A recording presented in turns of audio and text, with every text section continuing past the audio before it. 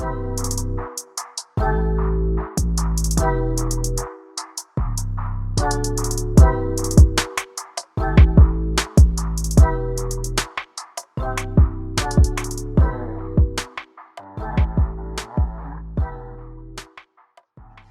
everyone, and welcome to another episode of the Kinda Adulting podcast, where we talk about all things affecting kinda adults.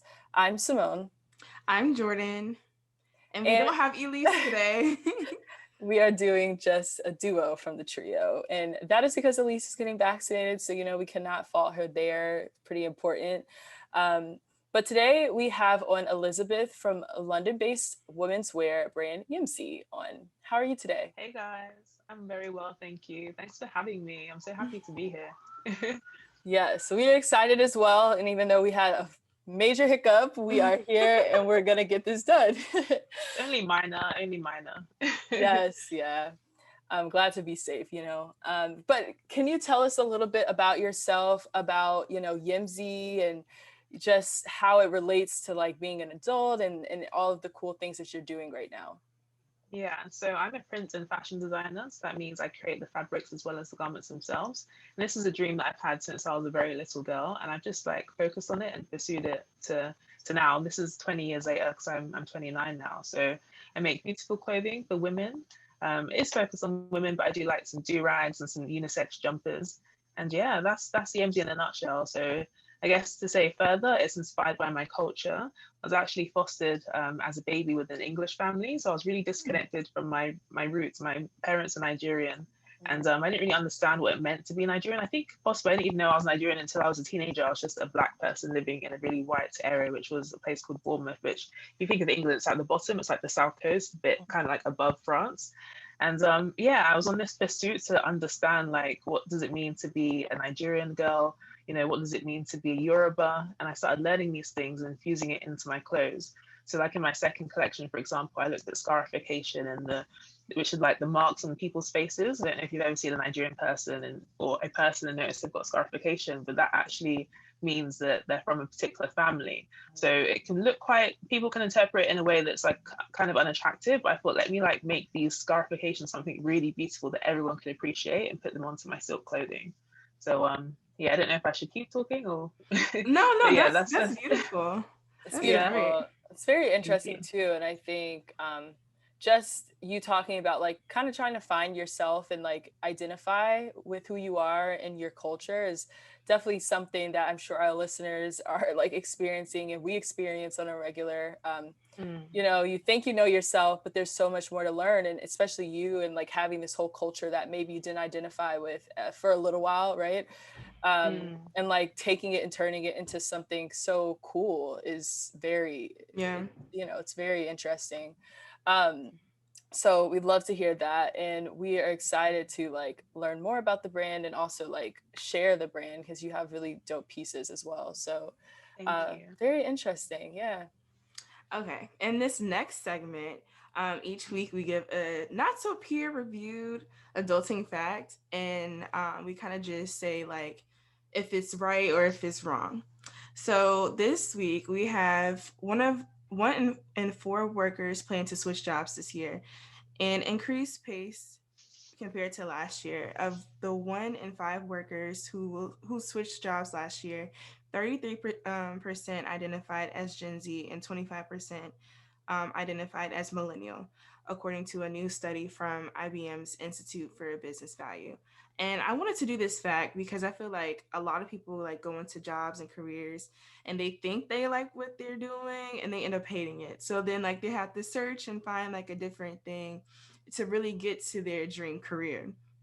I, for one, am a story like we all know, like the listeners know, but I started off doing chemistry in high school, switched to political science, and then I graduated with a degree in political science, and then left and was just like, I want to do marketing. So Okay. very much so, all over the place right now. But we're gonna get there. We're gonna get there eventually.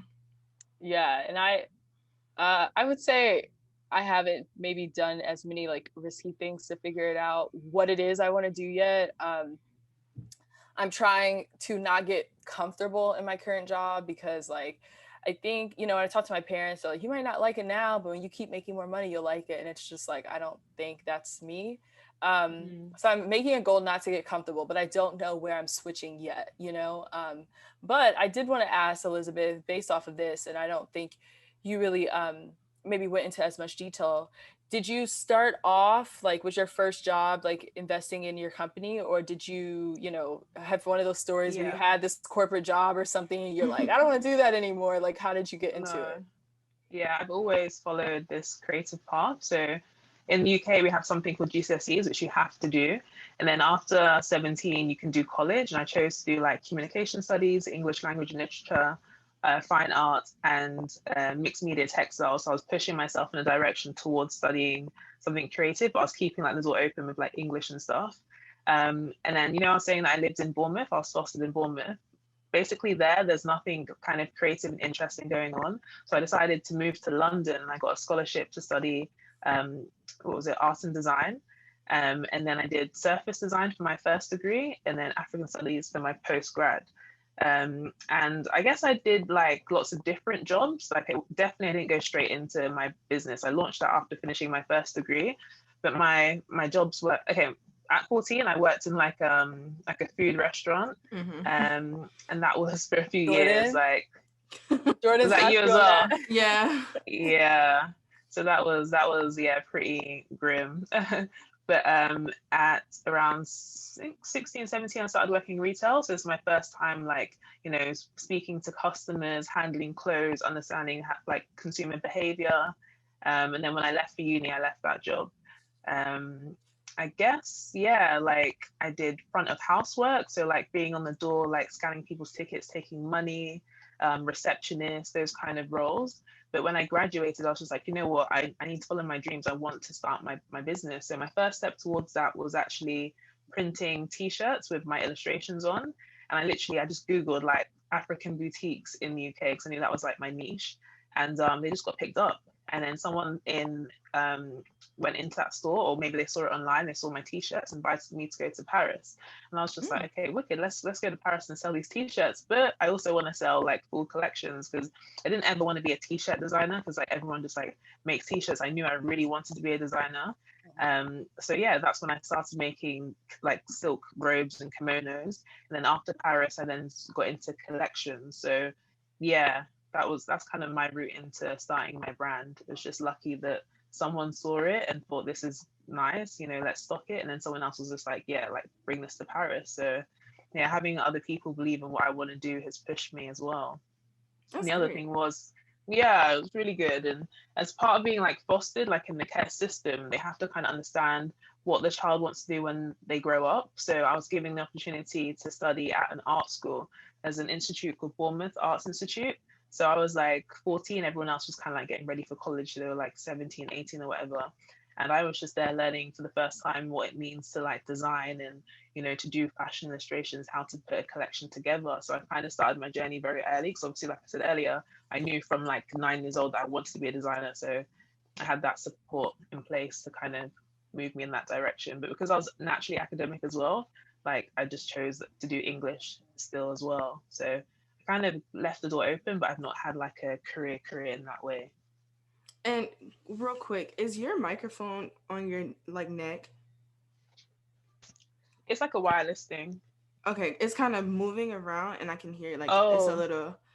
So maybe like when you talk, kind of just trying to keep your face oh, straight. I'm moving too much. Sorry. Sorry. Okay, I'm gonna stay still. Okay, thank you. Sorry, it's just like little things like that really get picked up in the audio, and it's crazy how you just don't think it's like that big of a deal, and then we try to listen back and you're just like, oh my goodness. And I'm usually the one who has that problem. So, Okay.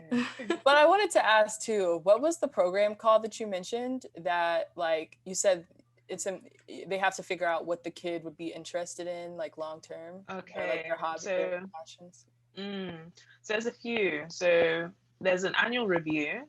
So basically, when you're in the system, every year they have to look at like your grades, look at how you feel, what you're up to, any kind of issues or whatever. Like it's just like logged.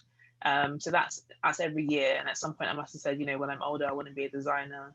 And then they're like, okay, there's the institute. And then there's also something called pathways. So when you're 16, they write out this plan about how you're going to live on your own for the first time. So they start looking at maybe putting you into like a halfway house, or you know, what colleges you want to go to, like as kind of a plan how to move out of being supported, because your foster family, literally it's their job to look after you, and now you're going to be this independent adult in the world. So it's called a pathways plan. Is this through your school, or is this like a This is loan? like a government thing. So like if That's so cool. We I don't have know. anything like that. you don't have that, so what happens if No. someone's parents are not there and they're like homeless or an orphan? Or do you have a foster system? And you must We have a have a foster system. foster system, but I can tell you one thing, they don't care what those kids want to do with their lives. They don't. Okay.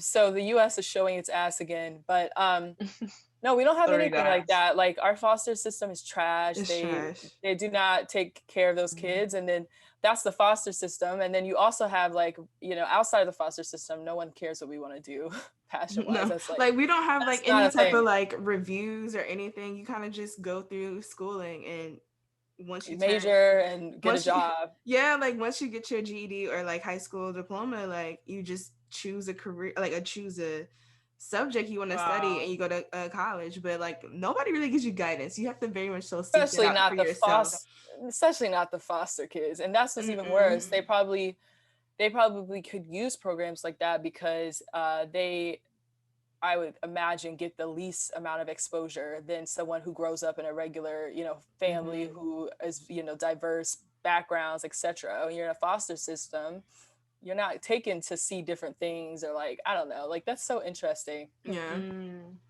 and yeah. Elizabeth is Oh, go our ahead. first international guest. So Yes. that's definitely a podcast like accomplishment. So we're here at noon. Well, it's almost 1 o'clock now, but it's 6 p.m. your time, right? Thanks, five. Yeah, it's approaching 6. Okay. Yeah, quarter to Yeah, 6. which is crazy. So Yeah. But anyway, that was nice to hear. And hopefully the US can get it together because they need to invest more in their people. This is terrible. Like, Yeah, like we we have need, free healthcare, so oh, I know you girl, well, guys we have already to. knew that. You know, we ain't got nothing like that. We do not have free Sorry, health guys. care. And it's terrible. But that part right there just like really resonated with me because it's like, I think in the US, we're so focused on careers and jobs. No one cares about what people like to do. It's just like kill yourself for this company. yeah, And I think that if people had that type of investment at a young age, so many more people would be happy with life. happy. Yeah, Mm. um, but I thank kind of you. knew what I wanted to do from young, so it's just like It I was wasn't. already kind of on that path, yeah. But I know a lot of people do need that support. But that's why I wanted to speak about chasing your dreams, because I feel like people, like, I'm approaching 30 at this age. I feel like so many of my friends are like really losing hope with their dreams, and it's so sad that people like have given up. It's just like, no, Especially like, because chase. 30 is young. Sorry, you say 30 is young. Oh Yeah. yeah, to like give up on life. Yeah, yeah, yeah. Although yeah. when you're 29, you start to feel old. It's just like, wow, it's 30. It's like 10 years till I'm 40. Like, what the hell? I know. I'm sure once you get closer, you're like, this is old. But like at 24, I'm like, 30 is young to me. Like my parents will give like my brother a hard time about not being married. And I'm like, he's I 30. want to He's see. He's young. only Like 30. give him, he Yeah. has so much life. And I feel, but I feel like it's a good Yeah. thing that our generation is kind of changing that norm, because think about it, like 30, you have money, you're more mature. Like, why should you stop living at that point? Yeah, You know, yeah. so Completely. thank you for sharing though. And in the next segment, we'll have our discussion where we'll try to offer, you know, a few thoughts, opinions on a topic that relates to us being in our early 20s. So stay tuned. So before we start, I'm gonna just skip the first question because I feel like we kind of already talked. Or I guess I can ask it again, and then like me and you, Simone, can give our answers. But I feel like Okay. just kind of covered it. Okay. Is the thing okay? Am I moving too much, or is it okay? No, it got better. It's better. Okay. Thank you. I don't hear it, but that's fine. I feel like Elise is the one who's like, excuse me. Yo, Elise, I wish Would she be the one on it? to drive you crazy, and you're just like talking. You should this, and I'm like, well, what am I supposed to do about this? Oh my god. Okay. So in this week's episode, our idea was actually brought to us by Elizabeth, because she wanted to speak about, you know, chasing your dream career. And as she mentioned earlier, she runs a successful women's wear brand that recontextualizes her Nigerian history. I feel like there are, a handful of people our age who know what their dream jobs are, very early on, and they're able to work towards like pursuing them early. Some pursue them later. And then, as Elizabeth said, there's a lot of people who kind of give up on their dreams.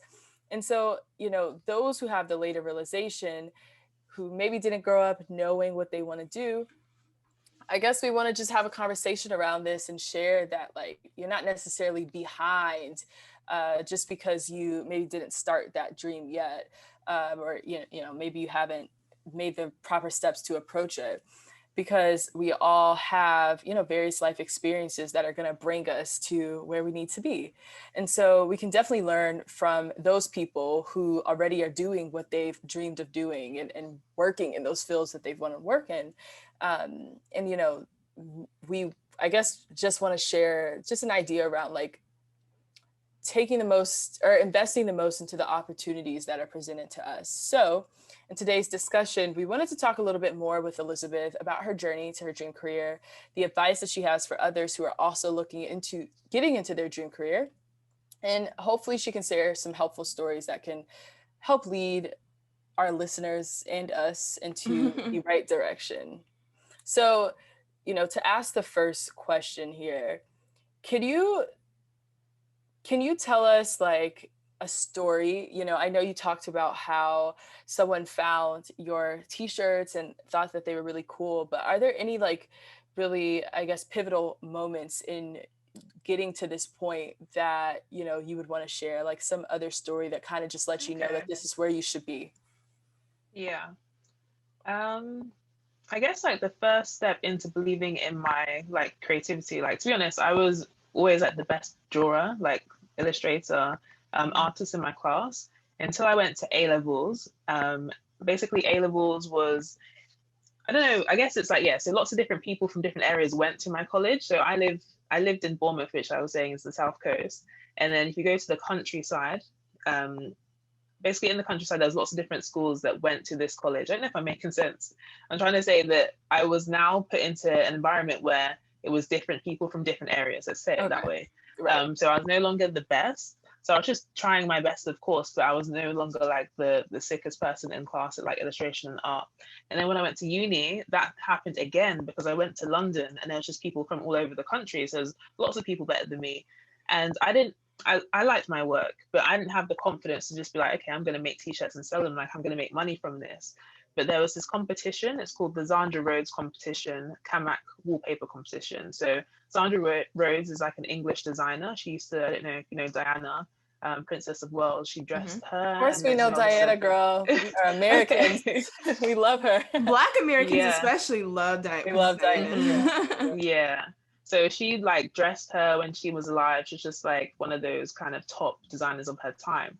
And she ran a competition basically for students to submit their wallpaper designs. So my degree basically is print design. So it's print for wallpaper, fashion, textiles, carpets, whatever. So I thought, okay, let me put myself forward. And I got like second place. And it wasn't just within my uni, it was other unis like in London. So that gave me confidence, like, okay, like I can really do this. So from there, I took my prints more seriously, and that's how I then ended up doing like prints. So it's just like, even though you might not be the best, like just believe in your direction. Like, although I wasn't the best and I didn't win, that gave me the confidence to move forward. I don't know what that person who won first place is doing now, or if she's even still doing prints, but you have to focus on your own journey. I was saying this to a friend the other day. She was saying, I really want to do illustrations for books, for like children's books, but I just don't think they're that good. And look at this person's artwork. And she was comparing herself, like she does kind of like beautiful cartoon illustrations, but she was comparing herself to like a hyper realistic artist. Just like, you're in two different lanes. Like, you don't need to worry about what they're doing. Like, you've got your own thing. Like, it's not even in the same field almost. So yeah, just I guess like I got that external validation, which helped, but just do you, like, believe in your art and your direction. I hope that's gonna give someone a bit of boost for for inspiration. But yeah, follow your path, and you've got a unique story. Like, mine is about being a British girl that's also Nigerian, and I put that into my clothing, and think about what your niche is and what your story is. Yeah, Yeah. comparison is definitely a thief of joy. Like, Yeah, Yeah. and I think it's like not even comparison. Like I, I I think it is, but at the same time, I feel like as women, we are constantly, because I did a project about this in college, but like, for example, with men with a job, they could be 20% qualified and they're going to apply And for they the still job. apply. And women feel Yes. like they have to be 100%. And so I feel like women in general, just because of like society and the things we Society. go through, are perfectionists in itself, but it's like we just have to be the best to penetrate any type of thing, like any yeah, market, any business. And it's like you said, you you're not going to be what other people's work is. You're going to be your own work, and there's probably going to be a niche there for that. But like a lot of it is like getting over the fear of, you know, someone saying like, oh, that's not good, like just doing it, right? Because we're Just do never it. going to be at a moment, like your friend was probably never going to feel like her work was that person's work because it's not her work. And hmm so there has to be a level of like just do it and rip the band-aid off. Hmm. But I think that's it's just like a constant struggle with women as well. And I want to just Yeah. also go back and touch on something that you said when you were saying that, like, you felt like you did really good when you were at your smaller, it was college, right? So like when I was at school, so before college, Mm-hmm. so like under before you turn 17, when you have to go to school, like in my year and stuff, like I was like the best Mm-hmm. artist, best at athletics and other things. And then I was now in an environment where I wasn't the best. And then again, going up a level into university, again, I Yeah. wasn't the best. Mhm. But I I still just continued doing what I wanted to do. But yeah, sorry. No, you're fine. I felt that way too, because like in middle school, like everybody was just like, oh, like Jordan's smart, like I'm always making the top grades and all this other stuff. Like getting all A's was very much normal for me. And so Hmm. when we went to high school, we went to a magnet high school. So it's just like, What's it's a that? whole What's a magnet? so it's a program where basically you take like different AP classes. So it's just like advanced placement What's AP? classes. I don't know any of advanced these abbreviations. advanced placement classes. So it's a more rigorous course load, and you can take a test at the end of the year to get college credit for it. Okay. So when I got to high school, we were all like smart people, and I was not the smartest, and it really kind of just like, am I dumb? Like, and it's just so crazy how that knocked me down so far, because I was just like, I thought I did good in school, but like it's different when you like grow up in a certain environment and then you go to a different one. Like people learn differently, like not even like speaking like I didn't understand them, but like their experiences were different. They came from a different perspective, so when they spoke to me, I wasn't comprehending like what was going on all the time. So it was just like, dang, like I don't know the world. Like I just felt like so like maybe I'm not as smart as I thought I was. But then I really had to get out of that, because that was a whole spiral into depression and stuff. But that's a whole different Oh, topic. But yeah. we're better now. So it's just like you really have to go at things like understanding that you may not be perfect, but you're you, like you said before. And people are gonna like you for you and want you for you. So it's definitely a Mm, lesson to be learned with that. But I was there too, like thinking I was yeah. the best, and then all of a sudden I wasn't, and it was just like, what do you mean? Like, what? What's going on? I'm not used to this. But the thing But is, like, I feel like even if you are like the best and the smartest, it doesn't really matter. I feel like the people at the top or at the happiest, are they always number one necessarily? Like, mhm, I don't think so. So, what is that goal to be the best for? yeah, Like, for example, like within a business, I think that like you okay, so you're the business owner, but you might employ someone who's smarter than you or better at you than in a particular field. So mhm, I feel like it doesn't matter if you're the best or not, as long as you ultimately can bring a team together to create something that's great, if that makes sense. I'm thinking about it from my perspective as a yeah, designer. Like I do the prints, I do the pattern cutting, but I actually delegate the sewing. And it's like, I know I can't sit at that sewing machine and make it as well as someone who's been doing it for 20 years and is specialized in silk. And mhm, that's fine. Some people think, okay, as a designer, you have to sew. So like, well, I'm a designer and I don't. I have the ability to, but the pieces you're receiving, I actually pay someone to do that. So, yeah. I don't need to be the best at everything as long as I can work with people who, you know, are great at what they do. Yeah, relationships are definitely important. And going to a different topic. Well, not really, but I just wanted to ask Simone, did you have like what is your dream career? Like, or if you have one Um, right now. it's hard for me. Like, I don't know if I would say I have a dream career. But like when people ask me that question, they're like, okay, if you didn't have to worry about money, what would it be? First, I think I would be a professional traveler. Um, but I really think like randomly enough, I would be like a news broadcaster or maybe like a talk show host or something because I really Really? like, yeah, like I really love talking and Podcast. presenting in front of people. But, I feel with training, I could have like a good presence there. And like, I just really enjoy like, I don't know, getting up and talking in front of people, sharing like views and stuff like that, and just having these type of discussions. Um, so I think you yeah, would do good at it. thanks. And when I tell people that, they're like, I think so too, Definitely. but I'm like, Yeah. they don't make any money. So gotta let that go. I mean, they do eventually, but when you start off like and Yeah. you're going to work in the local news or something, you don't make any money. So it's kind of just like, I don't know. But I think of it as if I didn't have to worry about money and I had to do one thing, it would be that. And then I think the other thing is I would be a volleyball coach. Hmm. Yeah. You do like volleyball. Yeah, I remember in high school, I was trying out, or I wasn't trying out. I was doing the little volleyball clinics they had, Mm-hmm. and Simone was really trying to help me out. I'm like, girl, I don't know what I'm doing. We just go. I'm gonna just go sit to the side. You're like, no, like you should just, da, da, da, da. Like she was really trying to help me. I think you'd be Oh, doing bless you. great at that too. Yeah, because I never coached before. And then when I was in college, they used to recruit the college players to coach for like the local teams. And I realized like how much I enjoyed it, like Mm-hmm. thoroughly had a passion in it. But that's another thing you don't make any money in. So, but I'm trying to get past that a little bit, Mm-hmm. right? Because it's not about that. It's just hard because coming from like financial space where I'm, fairly comfortable, I feel like people are gonna be like, "What the hell are you doing? You going out here? You got them, So Yeah. trying to weigh the pros and cons here, but yeah. Well, maybe it's something that you can do like on your free time. So it's like also, Well, yeah, the volleyball coaching for sure. Like I yeah. was gonna do it before COVID and everything. Like I had contacted some teams, but the broadcasting thing, we're gonna have to think through. You can I pitch yourself to like someone, like a brand, pitch yourself as a presenter, and you've got like this podcast, you can show them you've hosted these, and I'm Mhm. sure you've got some other projects you can share.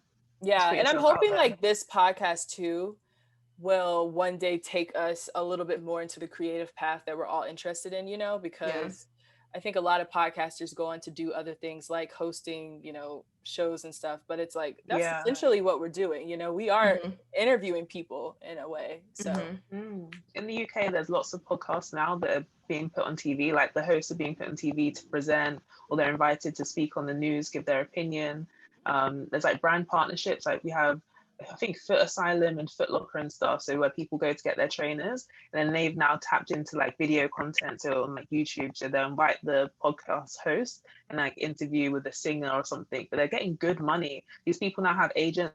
There's a girl who's just bought her house off of, being a podcaster and now being invited to places. So yeah, you need to Elizabeth, map out speak your that plan. into us. Speak that into Yes, us. it's coming. It's gonna come. Honestly, you can do this. Why not? Yeah. As I I said, feel I'm all about chasing the dream. So I believe in you guys. Well, thank you. What is yours, Jordan? when I was younger, I really wanted to be a lawyer. Mm. I don't know why. I don't like to like argue or even state my case for real. I know I'm right. So but I think it grew into like I feel like my fake dream career was like a pharmacist, but only because my mom like really spoke that into me. Like, me and Simone, we met because we were in a engineering camp. Like she really just wanted me to do like tech or science, something STEM. And I was just like, okay, well, maybe I am good at it. So I was like, I'm gonna be a pharmacist. First year of college, I said, oh no, I can't do this. I can't do this. So now my dream career is not even like an actual job description, but I've been thinking a lot about like what I want and how I want my life to go. So I feel like my dream career, like I can do the 9 to 5, that's cool for me, but I'm gonna leave it exactly 5 She don't p.m. want to. She don't want a 9 to I I'm don't know like I got. yeah, I believe exactly at 5 o'clock. And then also I want to be like a big, like the big idea person, the visionary person. I don't have to do every little thing. I don't have to do that, but I do like to see things through and oversee things and manage people. I'm very good at managing people. And then like I would want something that I can be creative in it too, which I feel like I feel like people told me in my life, like, oh, you're not gonna make money if you do this, da da da da. Like if you go like down the creative path. So for me, like it's still trying to break past that like fear that other people had and then trying to push it on me, about following like I like dancing a lot. I don't dance in front of people anymore, but I really like dancing and like I like doing art projects and all this other stuff, but you wouldn't know that because I don't tap into it anymore because like people always told me like, oh, you need to focus on your career, you need to focus on your future, da da da, and that just wasn't something that was gonna make you money. So I'm trying to get back into that, and so that's why I'm just great. I'm glad you're here too because like you were supported when you were younger to get to that like doing prints and stuff. And I feel like a lot of people I know who want to do like fashion design and everything, they always feel like they need to have a backup too. And they focus a lot on the backup and not really their brand. I'm talking about somebody very particular too, so I hope she's listening. But like when I see her doing her designs and stuff, she gets so excited, like filled with joy. You can tell like she's very thorough about what people are putting on their bodies, like the meaning behind it, like always having like 3 different layers of like meanings in the clothing and stuff. So it's just beautiful to see people like actually tap into that. But it's just really like outside people, like I feel like when we're younger telling us like you're not going to make money in that, so you should stop doing that, you shouldn't focus on that. And that's so upsetting to me. But Yeah. yeah. Well, before you go to the next, I was just gonna Mm-hmm. say, I think when people ask me that now, that's why I try to strip out like, if I wasn't making any money, what would I want to do? Mm-hmm. Because even though a lot of our dreams have the propensity to make money one day, right? Like if you're an artist and people tell you there's no art in that, if people want to buy your art, there can be money there. You see all these people on social media now who are living off of their artwork. You have to think of it in that sense. And I don't think we're brought up to think that way. It's always Mm-hmm. what's going to make you money, what's going to like give you like a really stable living. Well, at 23, 24, when you have no kids and your only responsibility is yourself, you can be more flexible and go Yeah. after those things you want to do. It's not like I understand we have a family. Like my husband can't come to me talking about he wants to be a rapper, like that doesn't work. But we're at that path, we're at that time where we should be doing that. And so whenever people ask me that question, even though I may not be bold enough right now to really like walk in what I think I could see myself doing, Mm-hmm. passion wise, your passions really are like, your passions, your really what your hobbies are that you want to transfer into a job, they really don't need to, like, they need to make money, but like you shouldn't be approaching them with the idea of making money in a Mm-hmm. sense. Like it should be like, what do I want to do? Like you knew at a young age, Elizabeth, I want to be a fashion designer.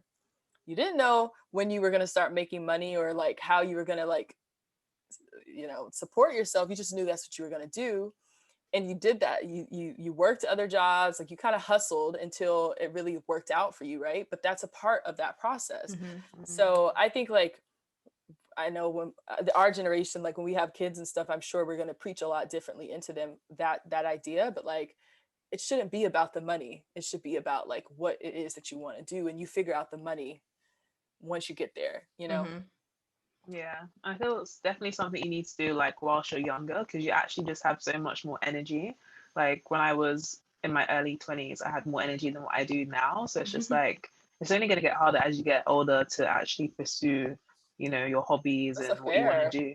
Yeah, that's It's so real. fair. And then going in on like the processes, do you feel like there's like certain lessons that are necessary to learn in like the journey of pursuing a dream job? Lessons. I don't know if there's any lessons. Like for me, it's just like go and try, like, give it a go at least. I have friends Mm-hmm. who have this idea that they want to pursue, and then I say to them like, like break it down into like steps, and a year later you're going to be further than not taking that first step. So it's like people have these ideas, and it's like you don't know where you could be a year, 2 years from now, but if you're still going to be thinking about it, that's kind of wasted time. So act, with pace, like as Actually, possible. Mm-hmm. I was gonna say I love that because I think any step you take is farther than you were. Yeah, that Right. was really good. No, I love that That because was it's really like, good. regardless of I if had it's to a think year, faster. whether it's a year later, or a month later, you took some step, and it's still farther than where you were. Like that's so we have to think that way because we put so much like pressure on ourselves. But it's like, well, last year I was thinking about it. Now I have a LLC, or now I have Mhm. something, a business account. Okay, so what's next? And the worst thing is, someone will be like, "Okay, I had the idea. Like, I thought about that before." It's like, well, you see, that Yeah. person now executed it. Like, you should have been a Yeah. bit quicker. And yeah, that was really good. Do you guys think it's possible to have like multiple dream jobs?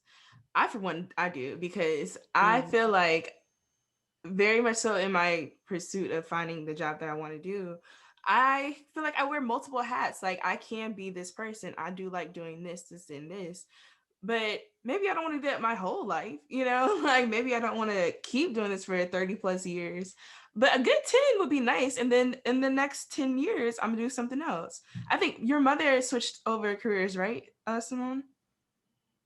Oh yeah, my mom. All right, so not to give all her business, but like it's interesting. My mom went to school to be an art teacher. She's very talented, like very talented. She doesn't do as much anymore, but like, Mm-hmm. she's got a lot that you just find out randomly when you see her do things. And then went to work as like she did her program, completed her program, went and worked somewhere like AT&T, got her master's in business, worked in business for all these years, we moved here, she became a loan officer, and then um a loan officer, and then I want to say something else, and now she's a teacher. Like she went all around the world and now she's a teacher. um which I think she likes. She works with, not, I wouldn't say like what we would deem as like special education, but her kids have like disabilities, so they might go to Learning her for certain classes. difficulties. Yeah, and they're crazy as heck, and I don't mean crazy like bipolar. Well, some of them are, but they're Mm. like, I mean, they have done some stuff that I'm like, what in the world? But they're Wow. functioning, right? Like they go to other Yeah. classes as well, so Mhm. that's why I'm like, y'all bad, but They're the best people to teach. That's so fun. they are like, so that's what I say. She loves it. I think her job is stressful, but she loves it because Jordan knows my mom. My mom's crazy, so she loves like going. She She fits right likes in them. she likes playing with them, right, and like messing with. But they love her too. But they also, have their moments. But I say all that to say that she has had all these different careers. And Jordan, I actually wanted to know when you said hopefully you stay in a job 10 years. That's actually a long time. No, I'm serious. Like Yeah. they always talk about our generation. They're like, you guys bounce around from job to job, but a lot of us stay for maybe 2, 3 years max, and Yeah. then we leave.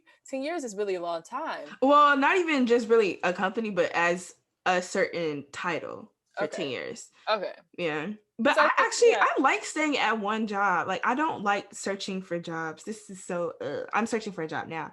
But I hate the process. I hate trying to negotiate, and like it is what it is. I'm a good worker. I do my work. Like hire me. I don't see what I have to convince you about. Like, like I do not like persuading people to do things. I don't do that. But I'm gonna tell you what it is and what is it's not. So my honesty is there. Yeah, like when they ask for a cover letter after you've already submitted your resume. Like, Yeah. And honestly, if it's asking just for a put me on cover the letter, I'm phone. probably not applying. But Like that's everywhere now, you have ask to for have that. a cover letter. Yeah. So I just be having to tweak it every time. And it's just like, It's like, do you need someone or not? all right, like you're going through all this and for I, th- what? You can I thought you just were trying to fill the put me on position. payroll. Put me on payroll and call it a day. I don't know. Where do you guys look for jobs? Um, Online, I've been looking more at LinkedIn and where else? I forgot where else do I search. That's how you know. I hope my mama don't listen to this, but Oh, okay. So I go on like specific companies that I do want to work for. If I like Look their for company, openings. yeah, I look for openings on their job boards. So I've been Mhm. doing that for a couple months now. No luck so far, but we gonna keep, all I need is one yes, and I'm there. So, That's it. Yeah. but yeah, do you have any advice to our listeners who are trying to create a fashion brand, like specifically like fashion? Yeah, I guess like fashion is quite saturated, so definitely you need your niche. For me, it's my prints. So if you see this print, you know it's mine. So have something that's unique, and that's why I didn't go into like Dutch wax. So a lot of African designers love Dutch wax. I'm sure you know what Dutch wax is, right? Uh, The kind of maybe if you explain what. yeah. So it's kind of like boldly printed, kind of Okay, stiff cotton. yeah. Yeah, Yeah. yeah, There's that like a one. few It's that I've like looked at before that are like website. yeah. So I was like, I don't want to go into that fabric because I feel like I need to tell my own story in my fabric. So those prints, those Dutch wax fabrics, they actually have a story in them. But just like as a designer, wouldn't you want to create your own? So and also like if you had like a lineup of designers that use Dutch wax, would you be able to tell, okay, that's that designer, that's that designer? But Mhm. like as a designer, you need to be distinctive. So yeah, so have your niche, your unique, selling point why people come to you. Think about sustainability. I think the world's moving in that direction. So have a kind of like sustainable mission that you can adhere to. If it's using like safe dyes, if it's like paying people fair wage, sourcing locally, making locally to save on emissions. Also maybe like doing smaller quantities because there's fashion houses that over make their stuff knowing that they might have to burn it, which is ridiculous. Oh my goodness. Or they might have to heavily mark down the price.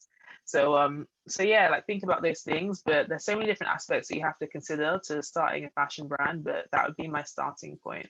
And yeah, do your research, see what other people are doing, see where you're going to fit in the market. Do you want to be someone who's on the lower end and you're going to compete on quantity, which is I don't wouldn't advise, or would you be of quality?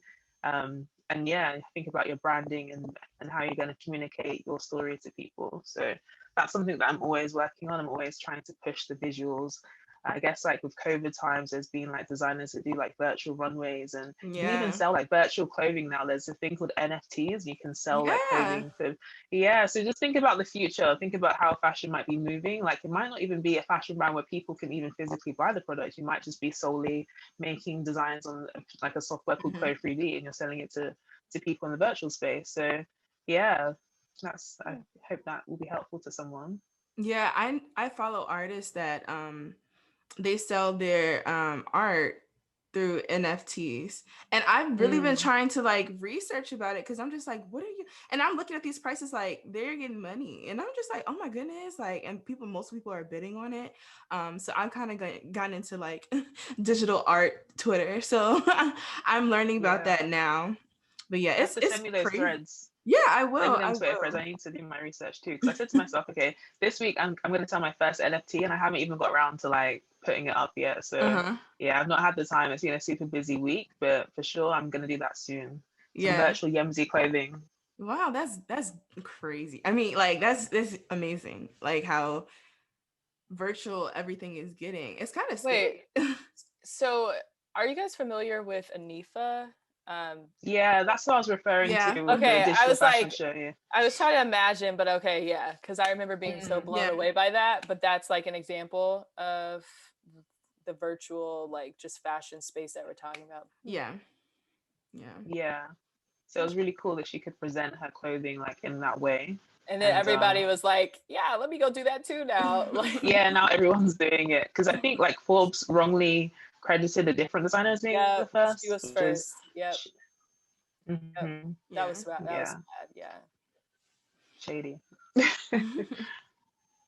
Well, sorry, Jordan. Before you ask, I was gonna say though, being a smaller brand in such like a saturated market, and I say smaller like just compared to like ASOS or something like that, how do Mm. you, I guess, keep your identity even though all of these brands are like ripping off these smaller designers, like taking their designs and literally just Mm. turning it to whatever?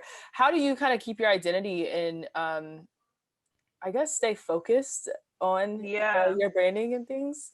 yeah, because like with anyone who would buy from me, and again, I'm not going to say that. I was going to say anyone who would buy from me wouldn't buy from ASOS, but that's a lie because sometimes we buy high and low fashion and mix it up. But Yeah. people appreciate me for what I do. They know that this is coming from a small designer. They know this is Yemzi. This is, you know, everything that they see on my Instagram, the vibe, the lifestyle. Whereas ASOS, you don't know who's making it. It's not really a person. They're not connecting to the designer themselves. Like sometimes when you place an order, it's going to be me that's going to be messaging back. And I think people like that kind of one-on-one connection. I know Yeah. for sure, and I like that when I'm buying from independent designers. Like you feel closer to the brand, it feels more special, you know. So yeah, it's about being more personable, and knowing like a face behind the brand. When you think about ASOS, you just think about like the bold text, you know, Topshop. You think about the bold black text, but or maybe you think of like the loser who was running the brand, that Robert Green. But yeah, it's kind of like a different way to shop when you shop from like Yemzi or a smaller independent designer.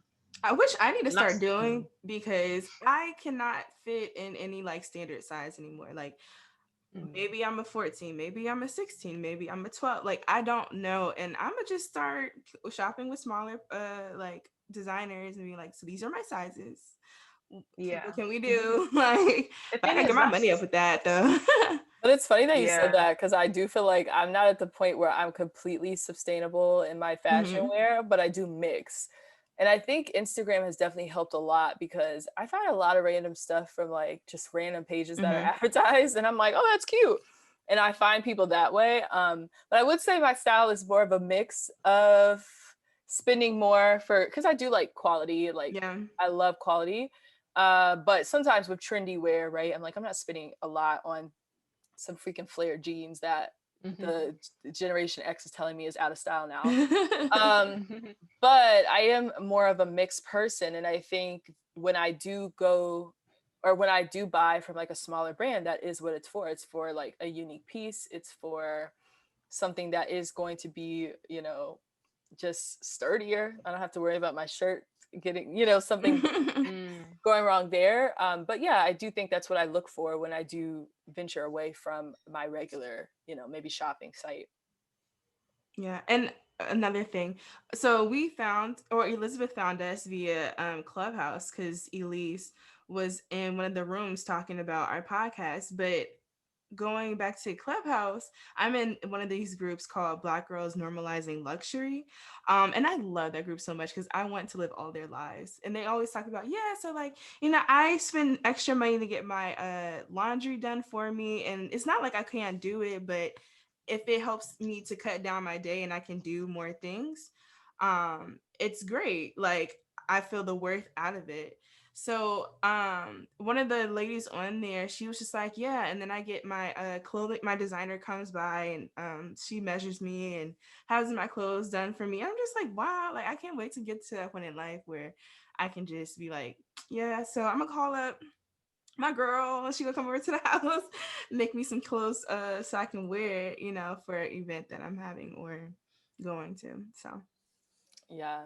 And that was a great discussion. I really appreciate the insight that you provided, Elizabeth. I think on this crazy journey that we're all on, we're trying so hard to figure out like what is for us and what our future holds. And it's so hard because you want to just see yourself 10 years down the line and see that you made it, but like you just can't. We don't have a crystal ball, so we just got to take each day as it is. And I think it's important for us all, especially at this age, to really invest in ourselves and whatever that passion is, and just go with it. So hopefully we gave somebody the motivation to do that today. And to finish off, we just want to, you know, go to a quick listener question. And I think that it really fit, you know, just what our discussion has been about today. And so I don't know why I just said it that way. Let me just give you our little prompt and then we'll go to it. But now we'll be moving on to listener letters/questions where we'll read your thoughts, troubles, and tribulations about being a kind adult. Send your anonymous listener letters in at tinyurl.com/ka letters for this week. We have a letter from Lena. Well, a question from Lena, and Lena says, "What is a goal in life or a life event that you want to achieve, or one that will make you feel like you've made it?" So we talked about, you know, just your success with your business, but when will you feel like you've made it, whether it be with your business or maybe some other passion that you have or goal that you want to achieve? Sorry, my internet was bugging. I didn't know if you saw that I dropped out and dropped back in. Yeah. Um, No. yeah, Yeah, it's all yeah. Yeah, good. girl, So we just kept going. just continue. um, yeah, like to be honest, like every day that I get to wake up and do what I love, like I feel like I'm winning and I've made it. So for me, like I could say it's like a financial goal of, making X amount of millions within, a period of time. But honestly, the fact that I get to do what I love every day is just a blessing. So I've made it, girls. I've made it in this life for now. I'm happy. I'm satisfied. So yeah. But yeah, maybe making 1 million in a month would be amazing. That That's a would be nice goal to have. that would be amazing. um, Yeah. I feel like I also don't have like a life event or like goal that I really think of like, oh, this is me making it. I feel like it's more of a feeling. Like I just like to be comfortable, and not in the sense of like complacent, but like I feel safe, I feel secure. So I feel secure with my money, I feel secure with my relationships around me, like even if it's like family or friendships, relationships, it doesn't matter. Just like I want to feel comfortable, and that's in my aspect. Like I would think I would be like making it. So I feel like right now I'm trying to work more on like my relationships with people, because I'm the type of person where I can go for a very long time and I will not talk to people, and it's just something I'm trying to work on. So I just feel like just to have that balance in life where you are equally liking what you're doing at work, you're liking your home life, you just feel comfortable. That's something that I just want to aspire to be. Are there Uh, any like steps you're taking towards that? Yes, but I feel like now I can't think of anything because you asked me. No, Oh, I'm sorry. kidding. No, you're fine. So right now, I'm trying to make more friendships, which is kind of hard to do in a pandemic because you can't see people in person.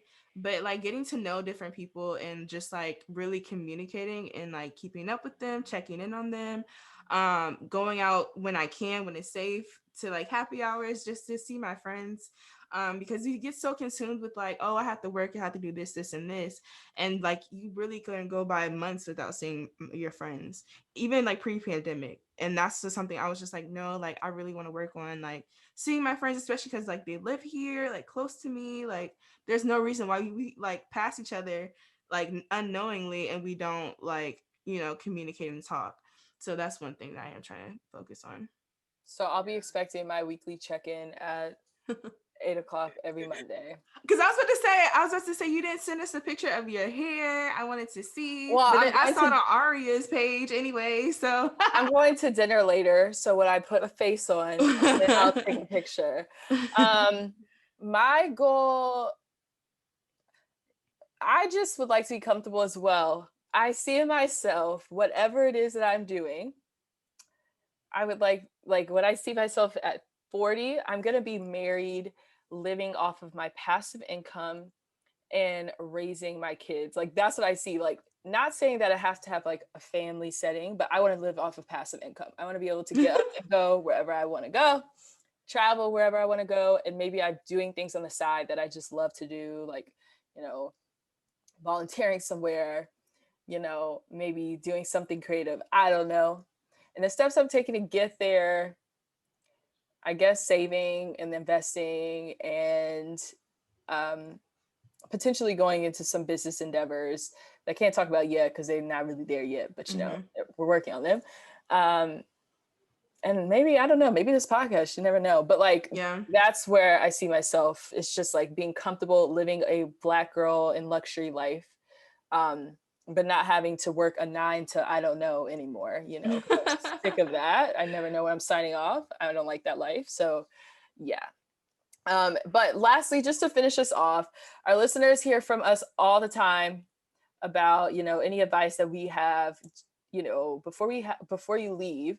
We just want to know if there's like anything that you just have to get off of your heart to advise one of our listeners today. Like, what would you want just a kind of adulter to know?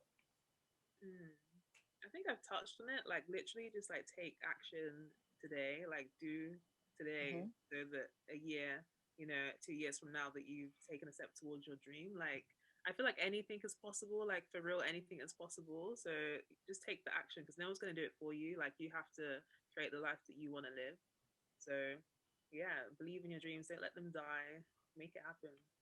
Listen, that's enough because I don't think that we can say that enough. So that is the advice. Do it. Just do it. Just Rip do the it. band-aid off and just do it. And whatever happens, happens. Uh-huh. But never want to live your life saying that you didn't try. So Mhm. Don't want to live um regret. Like you don't want to take those dreams to the grave. I think Gary Vee has a saying that I actually know the saying, but I don't know about like graveyards are full of so much potential, like dead dreams. I don't know. Google Mhm. the quote, but literally, I would hate to actually be like an old woman, think, oh, I wish I tried that when I was young, or Yeah. why didn't I travel there? And even now, like with COVID, we can't travel, but there's so many places that I'm yet to visit. But I'm glad that I've already been on my, on my 30 before 30, like trying to go to 30 countries before I reach 30. Like I'm almost there. But if I was to wait, like imagine if flying was going to be banned for a further 5 years, and Mhm. just do things today whilst you can. Because you don't know, like who thought we'd be walking around having to wear masks, and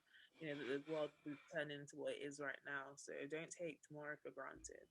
True. yes, and Enjoy that's Very the not true. process as well. Enjoy the process because there's been really difficult challenges that I've had. Like my brand has been an investment. Like I don't have like major funding or a rich family. Like so, I'm losing my child. What was I saying? oh Getting late now. listen, you were just saying do it. Leave it there. We'll leave. Yes, but one other goal that Elizabeth just said that I just have to say before we go is I will be doing 30 countries in 30 years as well. So y'all keep track of my progress once Take COVID me is with over. you. Yes, I will.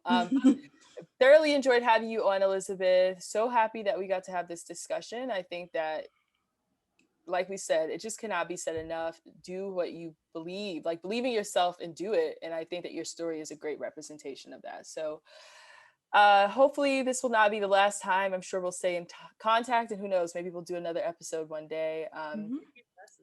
Yes, but Yeah. also just before we go, like just say your brand again and your Instagram and where everyone can follow you and buy.